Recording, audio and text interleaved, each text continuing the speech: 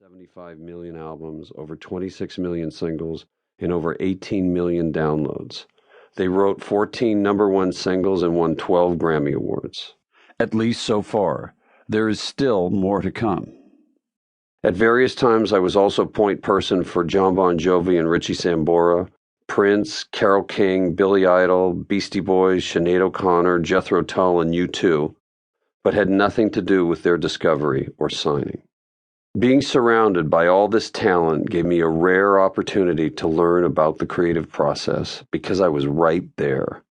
As it happened, I watched, I listened, and I learned. I took notes and asked questions. Anytime any one of the writers or artists who have graced my life began to start on something, I paid attention.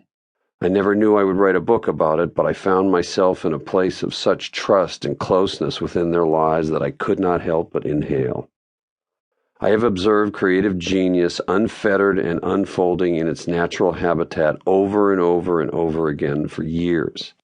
How many people can say that? Does that make me an expert in creativity? Is there even such a thing? I would rather be considered a patient observer of the art, a collector of its techniques, its likelihood and promise, someone who has grown familiar with creativity's nuances and possibilities.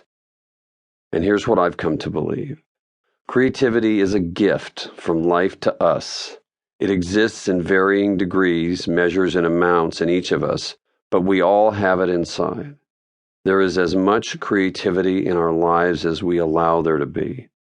On this point, Maya Angelou says you can't use up creativity because, quote, the more you use, the more you have. Creativity is a reliable source of our self-respect, innovative power, and intellectual achievement. Tapping into this force, whether to paint an oil painting, write music, design a home, shape an advertising campaign, or discover the cure for cancer, this is when we are most human. Coincidentally, this is also when we are at our most vulnerable, most likely because the tenderness of our new ideas makes us so. While not everyone can paint or sculpt, write a symphony, or imagine a building, creativity can become a greater part of any life, enriching and ennobling it in many different ways. The physical process of creativity, regardless of the field or area in which it is used, is the same process.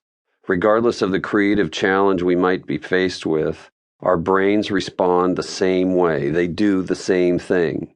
Neurons signal one another over synapses, often millions at a time, and spray each other with a substance which serves as an activating mist. This happens no matter what the new thoughts are or what the subjects of those thoughts are.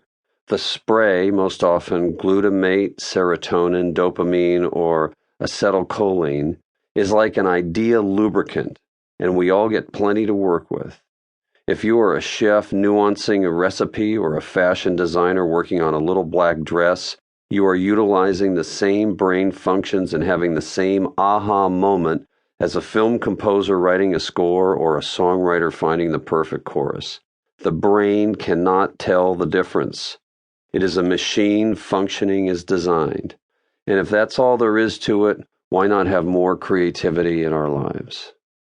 For the past 14 years, I have introduced more than 1,000 public school students in the Los Angeles area to the basics of creativity, as a test of my own belief that creativity can be taught and learned like English or math, and that it can be practiced and developed like basketball or golf.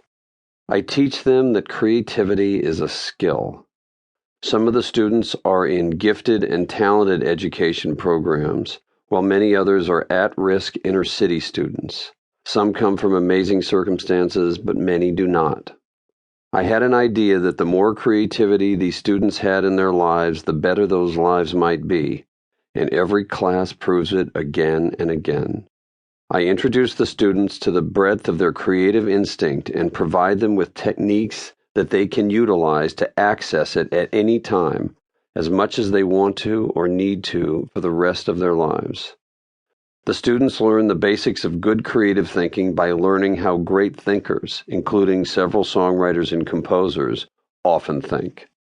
They learn how those people guided and nurtured their own passions and intellects, whether challenged or inspired to do so.